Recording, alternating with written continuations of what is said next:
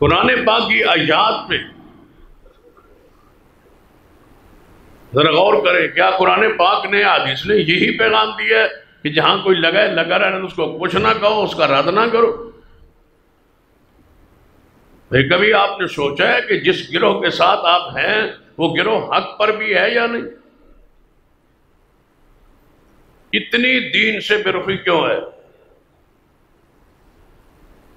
قرآن کہتا ہے یا ایھا الذین آمنوا ان جاءکم فاسق بنبأ فتبینوا،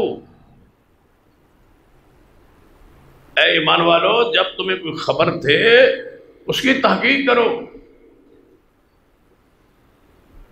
جب وہ کہہ رہے ہیں کہ ہم حق پر ہیں، ہم حق پر ہیں، ہمارے ساتھ ملو، ہم حق پر ہیں، میں کہتا ہوں ہم حق پر ہیں، تو آپ پہ لازم ہے تحقیق۔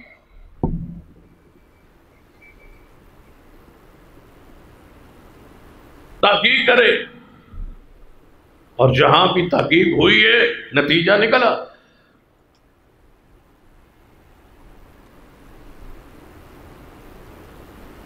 کیا یوسف علیہ السلام کے بھائیوں نے اپنے باپ یعقوب علیہ السلام کو مطمئن نہیں کر دیا تھا کہ بھیڑیا کھا گیا یوسف کو؟ تو کیا یعقوب علیہ السلام بات مان گئے تھے ان کی کہ میرے 10 ہیں اور بیٹے ہیں اور نبی کے بیٹے ہیں اور ایک نبی کے پوتے ہیں اور تیسرے نبی کے پڑپوتے ہیں، اور جو کہہ رہے ہیں ٹھیک ہے؟ نہیں، جب نبیوں کے بیٹوں کی بات کی تحقیق لازم ہے، اور کون ہے رب کی زمین پر جس کے بات کی تحقیق نہ ہو؟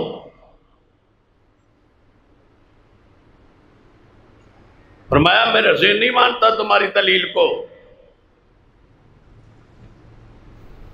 بل سولت لکم انفسکم امرا،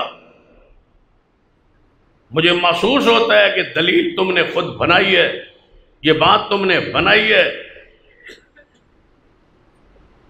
یہاں مفسرین نے لکھا ہے کہ یعقوب علیہ السلام نے قمیض یوسف کو کھولا، دیکھا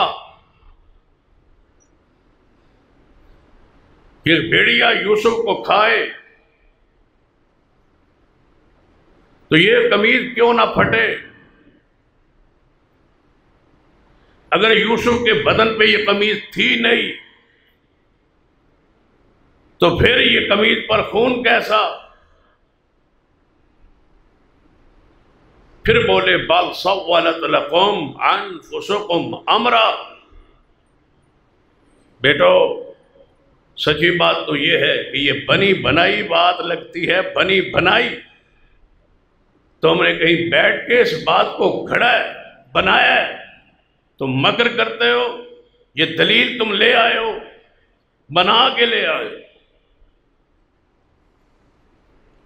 اور یہ بات بل سولت لکم، میرے اور آپ کے لیے یہ الفاظ آئیڈیل تم نے بنائی۔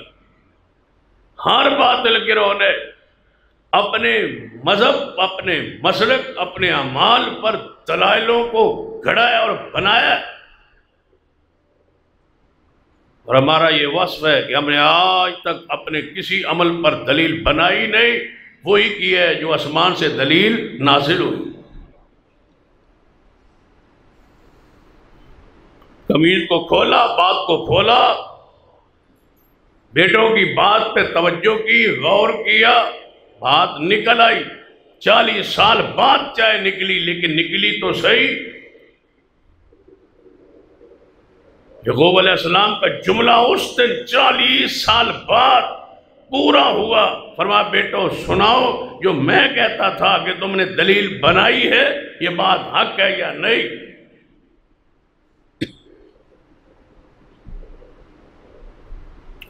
زلیخا نے بھی دلیل دی تھی، کیا کہا تھا؟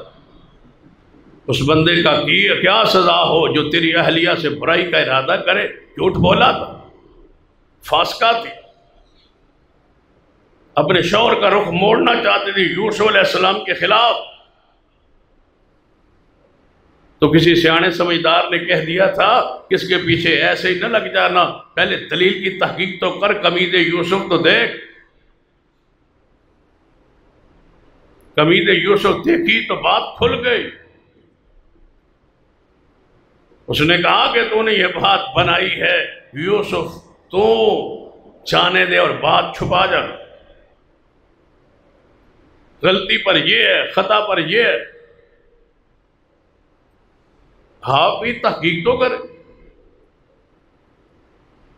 دلائل پہ غور تو کرے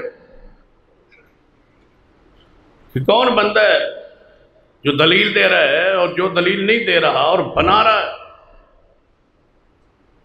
اور لوگ کہتے ہیں کہ اہل حدیثوں کی بات دلیل پر ہوتی ہے اور صحیح ہوتی ہے اور پکی ہوتی ہے، پختہ ہوتی ہے، مضبوط بات کرتے ہیں۔ تو جب مضبوط کرتے ہیں تو کچی کرنے والوں کے ساتھ کیوں ہو؟